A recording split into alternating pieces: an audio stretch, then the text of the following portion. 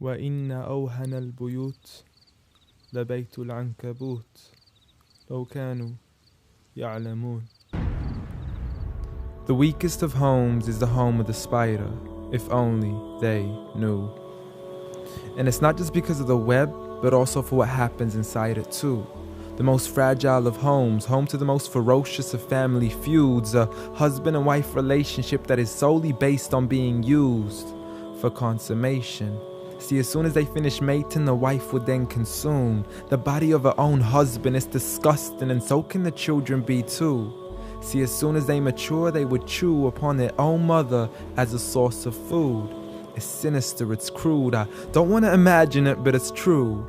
And such the examples that are used, not because God can be cruel, but for God to prove that the weakest of homes are those in which the inhabitants are abused. See, marriages are meant to bring happiness, and the home is a refuge of tranquility and comfort to all those who walk through. And if you ever do happen to fall into disputes, you must learn to understand that the marriage isn't always about you. Rather, it's learning to live together as one, although we are still living together as two. In a home where everybody knows that they belong, with love, kindness, and mercy, so we could all just get along, and there's no need for fighting every time something small goes wrong. Because you can't build a home upon violence and then expect it to stand strong. I mean, what kind of man would harm his wife in the darkness of the night, leaving her to bleed as he scars her for life, having to cover up her bruises as she tries to hide them from sight?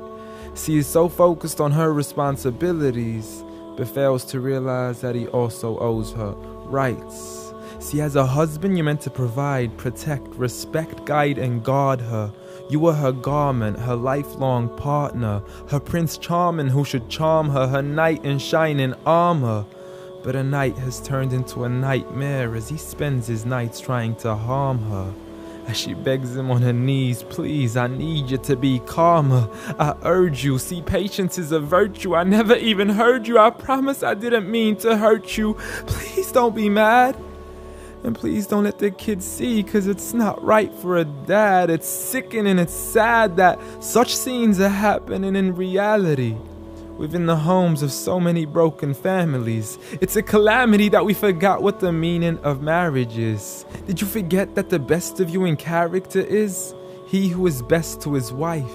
The best of advice from the one who never harmed a servant, child, or wife in his whole entire life.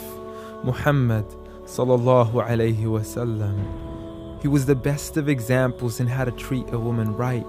See, if his wife had cooked something he had liked, he would eat it, and if he didn't, he would leave it without expressing an ounce of dislike.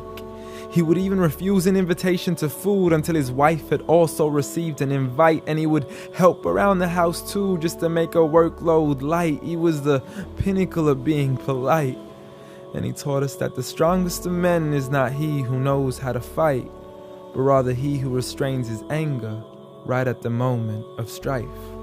So have patience, brother. I mean, you wouldn't allow it for your own mother, daughter, or sister. You wouldn't bear to watch another man punch and kick her, so the next time you even think to cause her trauma and hit her, you need to understand that she too is another man's mother, daughter, or sister. So dear sister, no human being deserves to live a life of violence alone. So if he doesn't treat you with kindness, don't live in silence trying to fight this on your own.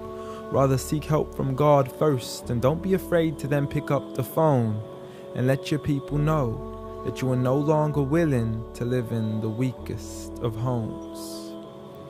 Violence against women? Islam says no.